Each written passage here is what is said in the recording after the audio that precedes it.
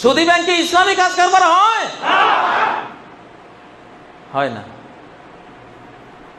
ইসলামী bank নিয়ে প্রশ্ন কেন? ইরাকের এক ব্যক্তি আব্দুল্লাহ ইবনে ওমরকে প্রশ্ন করছে, আব্দুল্লাহ ইবনে ওমর, মশার রক্ত হালাল না হারাম? আব্দুল্লাহ ইবনে ওমর বলল, আল্লাহর রসুলের নাতি হুসাইনকে খুন করি আইলা, হুসাইনের খুন হালাল না হারাম সেই মাসলা জিজ্ঞাসা করিস নাই।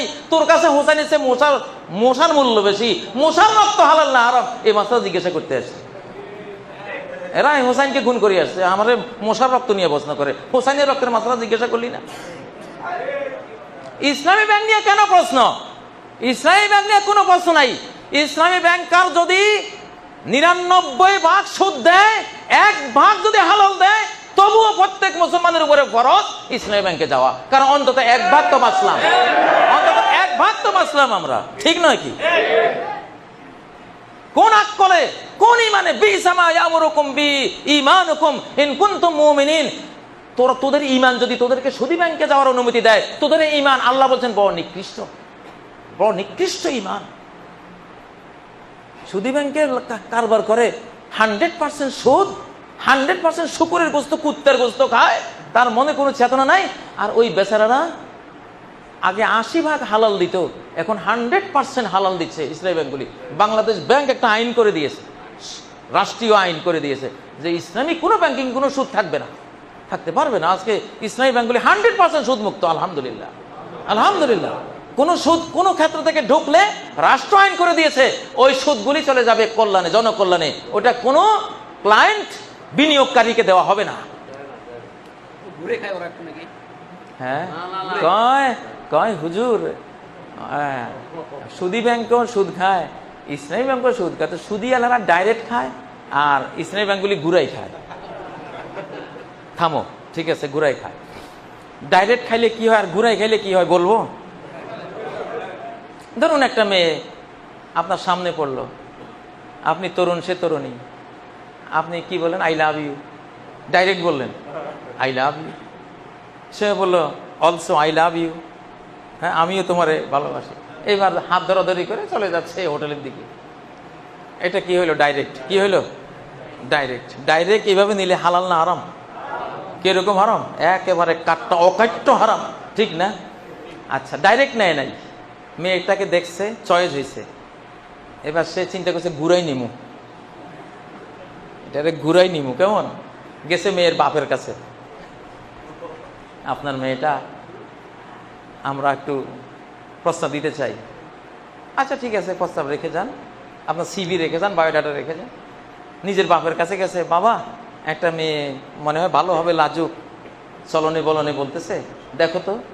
বাবা গেছে, মামা গেছে, বোন জামাইরা গেছে, চাচা ভাতিজারা গেছে, ঘুরাইতে আছে, সবাই কি ঘুরাইতে আছে। পরে মহারানা নিয়ে কথাবার্তা হয়েছে, এত মহারানা হবে, এত টাকা দেবে, স্বর্ণ গয়না দেবে, অমুক তারিখে ছেলে পক্ষওয়ালারা আইছে, অমুক তারিখে মেয়ে পক্ষওয়ালা যাইব, গেছে। তারপরে অমুক ডেট হয়েছে, কাজে আনছে, অনেক ঘুরাই গাড়াই এখানকার জিনিস এমনি ঘুরাইয়া আনিয়া নিছে। এবার হালাল না হারাম? যে কোনো জিনিস ঘুরাইলে হালাল ভাবে ঘুরাইলে প্রসেসিং দ্বারা একটা হারামও কি হয়? প্রসেসিং দ্বারা একটা হালালও হারাম হয়। তো তোমরা এটা কখনো ঘুরাই গেছে? আরে ঘুরাইছে কি জন্য? হালাল করার জন্য ঘুরাইছে, এটা ডাইরেক্ট করা যাবে না। হালাল করার জন্য যদি ঘুরাও, ওই ঘুরানি ঠিক আছে, ঠিক না? বলেন যার হক এসেছে সত্য, ওয়াজাহাকাল বাতিল, চলে গেছে মিথ্যে। ইন্নাল বাতিল নিশ্চয় মিথ্যে, কানা যাহুকা চিরদিন মিথ্যে। ইসলামী ব্যাংকও নাকি সুদ হয়, এ বিষয়ে কিছু জানতে চাই। আন্দাজি কথা তো হইতেই পারে, আন্দাজি কথা হইতে পারে না, কিন্তু আপনি সুদ যে হয় তার প্রমাণ আপনাকে দিতে হবে। আমি কই সুদ হয় না, তো সুদ দলিল কি নার দেয় না হার দেয়? দলিলটা কিসের দেয়? না না, দলিল হল হার। কথা বুঝতে পারছেন? আমি এই কাজ করি নাই, এটা দলিল নাই। কিন্তু যদি করিয়া থাকি, আপনি কোন করছো, তাহলে দলিল আপনার দিতে হবে। আমি যে করছি প্রমাণ করতে হবে। আমি তো নাই করলাম, দলিল নার হয় না, দলিল কিসের হয়? তো এখানে কয় ইসলামী ব্যাংকে সুদ হয়, তার দলিল আপনি দিবেন। আমি তো কই সুদ নেই। আপনি কেমনি করলেন সুদ হয়েছে? কেমন করে কইলেন যে আমার বলতে হবে তো, তারপরে আমি জবাব দিব। আমি এমনি আন্দাজি কেমনি করবো? কারণ তখন আমি দেখি আপনারা আমার পরিচয় দিচ্ছেন, আমি ইন্স্যুরেন্স কোম্পানিগুলির সেন্ট্রাল শরিয়ার কি চেয়ারম্যান, আমি ব্যাংকগুলোর সেন্ট্রাল শরিয়ার চেয়ারম্যান। খালি ব্যাংক কেন, এই দেশে আর্থিক যত কিছু আছে গোড়া আছি আলহামদুলিল্লাহ। আল্লাহ নির্বাচিত, এমনি কাউ জোর করে বসায় নেয় ভোটে। তাহলে আমার জানা মতে ইসলামী ব্যাংকে কোনো সুদ হয় না। সুদ হ্যাঁ হতে পারে, সেটা হলো যদি নগদ টাকা দেয়। কারে দেয়? গ্রাহককে।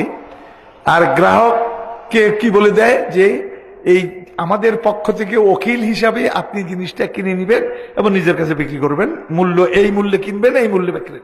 তো এই বেটা কিনবে আবার নিজের কাছে নিয়ে যাবে ওকিল, ঠিক আছে। কিন্তু এ করছে কি, এ কিনিয়েই নেই, এ টাকা নিয়ে আরেকখানে কাজ করছে, এবার আসা মূল্য পরিশোধ লাভ সহ এটা সুদ হয়ে গেছে। এটা কি হয়েছে? এটা যদি হয়ে থাকে এই জন্য গায়েক দায়ী। এখানে ইসলামী ব্যাংক কি করে, তাদের অডিটর, শরিয়া অডিটর আছে, এ মোরাক্কেব কয়। এই অডিটরদের কাজ হলো এরা ঘুরে ঘুরে বেড়ায় ব্রাঞ্চে ব্রাঞ্চে, এরকম ঘটনা ঘটছে কিনা যদি ঘরে, তাহলে ওই অ্যাকাউন্টে ওই কারবারে যেই ইনকামটা আসছে এই ইনকামটা শরিয়া কাউন্সিল বলে দেয় এটা ব্যাংকের জন্য হালাল না, এটা আলাদা করে দেয়। আলাদা করলে কি করে, সাদাকা তহবিল একটা তহবিলে পাঠিয়ে দেয়, তহবিল থেকে গরিব মিসকিনদের বিতরণ করে, ব্যাংকও পায় না, কেউ পায় না। এই তরিকা। আর বাকিগুলি ব্যাংক কিনে বিক্রি করে, লাভ ধরে বিক্রি করে। 100 জোড়া জুতা আপনি নিলেন বাটা কোম্পানি থেকে, আমি ব্যাংক, আমি 100 জোড়া জুতা কিনবো। কোথায় কিনবা? বাটা কোম্পানি থেকে। ঠিক করো, গিয়ে ঠিক করলো, ফোন করলাম আপনার কাছে জুতা আছে? হ্যাঁ। এই লোকটারে 100 জোড়া জুতা দেন, দাম কত? এই 2 লাখ টাকা। এই 2 লাখ আমার থেকে নেন। তাহলে আমি টাকাটা দিলাম ব্যাংকে, ওই বেটা কি নিল? জুতা নিল না টাকা নিল? জুতা নিল। দাম ধরে দিলাম 2 লাখ টাকা, 2,20,000 টাকা দিবা। 1 বছর পরে 20,000 লাভ, টাকার উপরে না জুতার উপরে? ওই জুতা নিচ্ছে ওই বেটা। কথা তো সোজা। এটার কি অনুমতি আছে যে একজন মুসলিম তার সঞ্চিত টাকা জমা রাখলো একটা ইন্টারেস্ট বিয়ারিং অ্যাকাউন্টে অথবা ব্যাংকে, যাতে সেটা নিরাপদ থাকে? এখন সেই মুসলিম এখান থেকে যে ইন্টারেস্ট বা সুদ পাচ্ছে সেটা কি দান করতে পারে? বেশিরভাগ বিশেষজ্ঞ বলেন যদি জবরদস্তি করা হয়, হয়তো কোনো অমুসলিম দেশে আছেন আর নিরাপত্তার খাতিরে আপনি প্রচলিত ব্যাংকে ইন্টারেস্ট বিয়ারিং অ্যাকাউন্টে টাকা রাখতে পারেন, তবে এখানে ইন্টারেস্টের যে টাকাটা সেটা দান করবেন আল্লাহর কাছে পুরস্কার লাভের আশা না করে, কারণ এটা হারাম। বেশিরভাগ বিশেষজ্ঞ বলেন। তবে ব্যক্তিগতভাবে আমি একমত নই। আমার মত হচ্ছে, আমি এখানে শেখ ওতাইমের সাথে একমত। তিনি বলেছেন যে এই কাজটাও নিষিদ্ধ, কারণ কোরআন বলছে না যে সুদের টাকা ব্যবহার করো না। কোরআন যদি বলতো সুদের টাকা ব্যবহার করো না, তাহলে সিদ্ধান্তটা ঠিক হতো। কোরআন বলছে রিবায় জড়িত হয়েও না, নেবেও না, দেবেও না। দান করতে গেলে তো ব্যাংক থেকে রিবা নিতে হবে। সেজন্য আমি একমত না। যদি আপনি রিবা বন্ধ করতে চান তাহলে সিস্টেমটাই বন্ধ করতে হবে।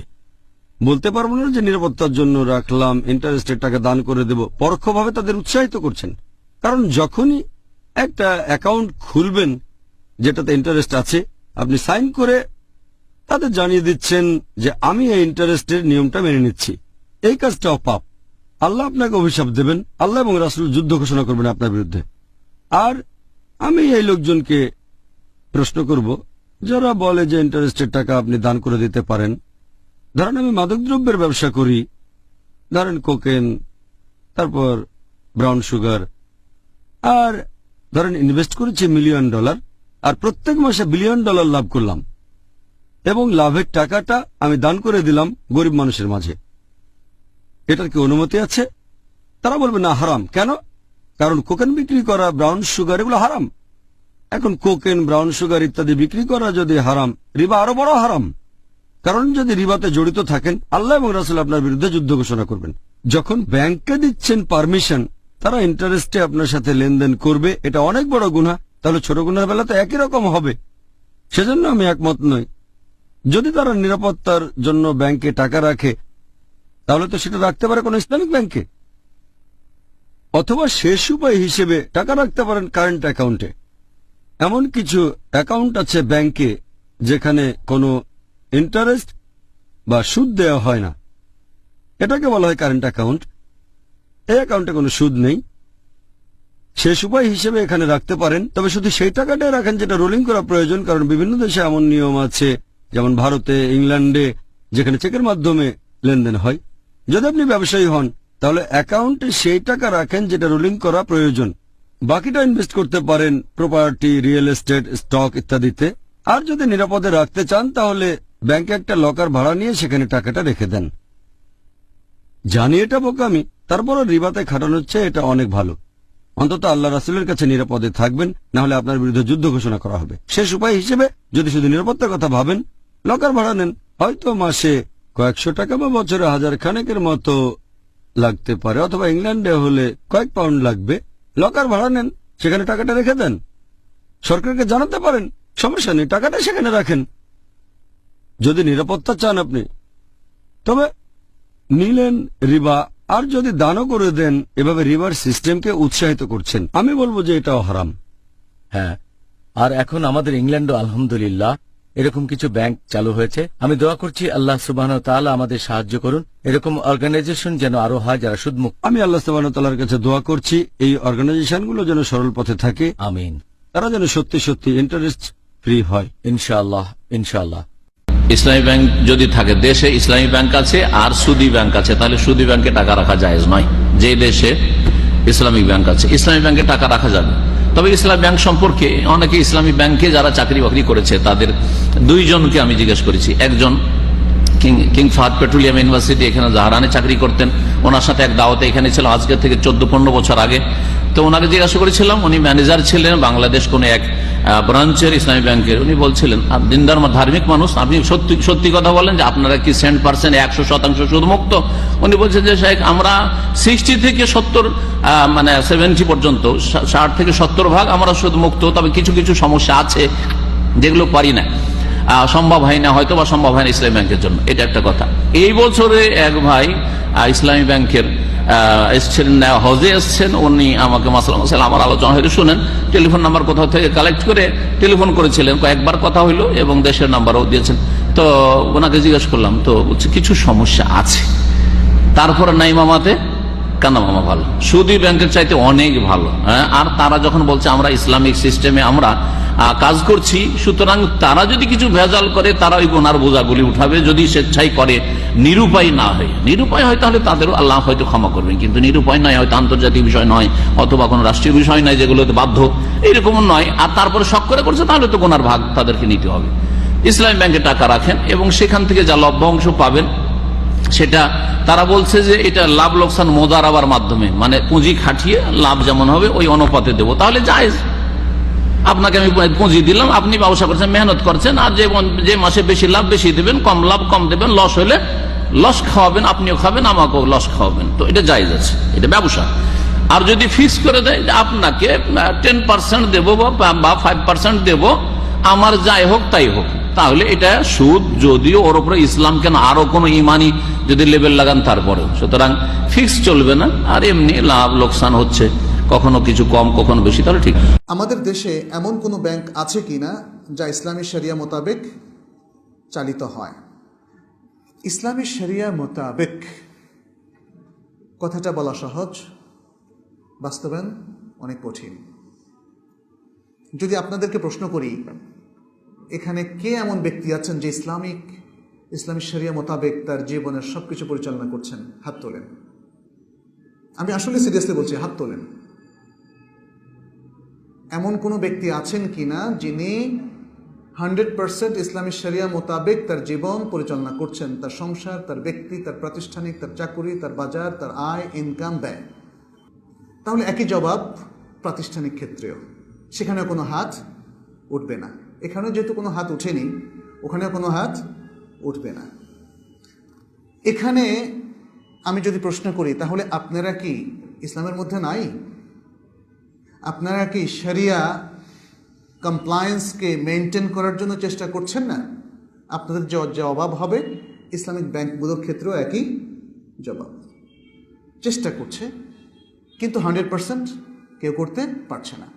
হ্যাঁ, আরেকটা প্রশ্ন করব, সেটা হচ্ছে আপনারা কেউ কি ইচ্ছা করে কোনো ভুল করেন, নাকি সব ভুল অনিচ্ছায় হয়? অনিচ্ছায় যদি ভুল হয় তাহলে আল্লাহ মাফ করে দেবেন। ইচ্ছা করে ভুল যদি করেন তাহলে সেই জন্য আল্লাহ আপনাদেরকে পাকড়াও করবেন, তারপরে তওবা করলে হয়তো আল্লাহ মাফ করে দেবেন। ইসলাম ব্যাংকগুলো এর মধ্যে কোনো অফিসার অথবা ব্যাংক যদি ইচ্ছা করে তারা কোনো ভুলে সম্পৃক্ত হয় তাহলে আল্লাহ তাদেরকে সেজন্য পাকড়াও করবেন। এবং যদি তাদের ইচ্ছার বিরুদ্ধে সিস্টেমের কারণে, যেহেতু কনভেনশনাল অন ইসলামিক সিস্টেম অর্থনীতি এখানে পরিচালিত হচ্ছে, অতএব যেখানে তারা বাধ্য হন, থেমে যেতে বাধ্য হন, সেটা হয়তো আল্লাহ মাফ করবেন। কিন্তু সুযোগ থাকা সত্ত্বেও, সংশোধনের সুযোগ থাকা সত্ত্বেও যদি কোনো ইসলামী ব্যাংক সেটা মেনটেন না করে তাহলে সেই জন্য তারা ধরা খাবে। কনক্লুশনে বলবো, এককভাবে এটা বলা সম্ভব নয় যে একটা ইসলামী ব্যাংক 100% ইসলামিক কমপ্লায়েন্সটা মেনটেন করছে, আবার এটাও বলা সম্ভব নয় যে এই ইসলামিক ব্যাংকটা 100% আসলে কনভেনশনাল, পুরোটাই ধোঁকা, এটাও বলা সম্ভব নয়। এখানে রেটিংয়ের ব্যবস্থা থাকা উচিত, কিন্তু আমি তো রেটিং এজেন্সি না। অতএব কোন ব্যাংক ইসলামিক কমপ্লায়েন্স প্রোটেকশনের ক্ষেত্রে কতটা রেট প্রাপ্ত হবে, 90, 95, 85, 60, 47, 30, 25 নাকি 20 অথবা আন্ডার 20, আই ডোন্ট নো। এই ব্যাপারে অবশ্যই সংশ্লিষ্ট ব্যাংকের সমস্ত কার্যক্রম যিনি হুকুম দিতে চান তাকে খতিয়ে দেখতে হবে। তবে এই ব্যাংকগুলোর সাথে মুআমালা জায়েজ কিনা সেটা প্রশ্ন আসতে পারে। কতটা ইসলামিক এটা রেটিংয়ের সাথে রিলেটেড, এবং সে উত্তরটা আমরা সুনির্দিষ্টভাবে দিতে পারবো না। তবে এতটুকু বলা যাবে যে তারা চেষ্টা করছে, সেই চেষ্টায় আমাদের হেল্প করা উচিত। যে কোনো প্রতিষ্ঠান শরিয়া কমপ্লায়েন্সকে প্রোটেক্ট করতে চায় তাদেরকে হেল্প করা উচিত, ইভেন তাদের রেটিং যদি অনেক নিচেও থাকে। না করে আপনি কি করবেন? না করে কি করবেন? যদি সব সেক্টরিতে একই অবস্থা, ইঞ্জিনিয়ারিং, প্রশাসন, মেডিকেল, সেই ক্লিনিকগুলো সবখানে তো একই অবস্থা, আপনি কি বলবেন যে আমি ক্লিনিকে চিকিৎসা নেব না, আমি এই ডাক্তারের কাছে যাব না কারণ তিনি কমিশন খান, এই প্রকৌশলীকে আমি নিয়োগ করব না কারণ সে 2 নম্বর করে? আপনি তো যে প্রকৌশলী নিয়োগ করেন না কেন, আপনি যদি নিজেও বিল্ডিং করেন, প্রকৌশলী সেখানে 2 নম্বর করতেই পারে, সেটা তার থাকবে। আল্লাহ তাকে পাকড়াও করার ম্যাথোডোলজি নির্ধারণ করে দিয়েছেন, সেই ম্যাথোডোলজি আমরা সবাই জানি। আল্লাহ কিসে পাকড়াও করবেন, কিসে করবেন না। কিন্তু এই সমাজে চলতে গেলে আমাকে তো কোনো না কোনো ব্যাংকে যেতে হবে, তাহলে মন্দের ভালো যেগুলোতে সেগুলোতে আমাদের যেতে হবে। যেগুলোতে শরিয়া কমপ্লায়েন্স মোটামুটি আছে, শরিয়া কমপ্লায়েন্স যেগুলো রক্ষা করে, তার মধ্যে যেটা রেটিংটা একটু বেশি বলে আমার কাছে মনে হয়, আমি সেটাতে যাব। দিনদারির রেটিং অনুযায়ী মানুষের সাথে আমাদের মামলা করতে হবে। যেমন ধরুন এখানে তরুণরা কেউ হয়তো বিয়ে করবে, বিয়ে করার ক্ষেত্রে তার ফার্স্ট প্রায়োরিটি হচ্ছে দিনদার পাত্রী। তাহলে একজনের দিনদারির 90%, আরেকজনের 85, আরেকজনের 50, আরেকজনের 30, আপনি কি 30%-এর কাছে যাবেন? বা 50, 90% থাকতে? এখানে দিনদারিকে ফজফার বেদাতির দিন রাসূল সাল্লাল্লাহু আলাইহি ওয়াসাল্লাম বলেছেন। ঠিক তেমনি প্রতিষ্ঠানের ক্ষেত্রে যখন বাচ্চাকে স্কুলে ভর্তি করাবেন, দেখবেন যে কোথাও সে সঠিক তারবিয়াতটা পাবে, সে স্কুলে, সেই মাদ্রাসায় আপনি যাবেন। যেখানে কম পাবে সেটা না, আপনার রিপুটেশনটা আপনার মেইন হওয়া উচিত না। ঠিক তেমনি ব্যাংকিংয়ের ক্ষেত্রেও বা ফিনান্সিয়াল ট্রানজ্যাকশনের ক্ষেত্রেও এই একটা মেথোডোলজি আমাদের ফলো করতে হবে।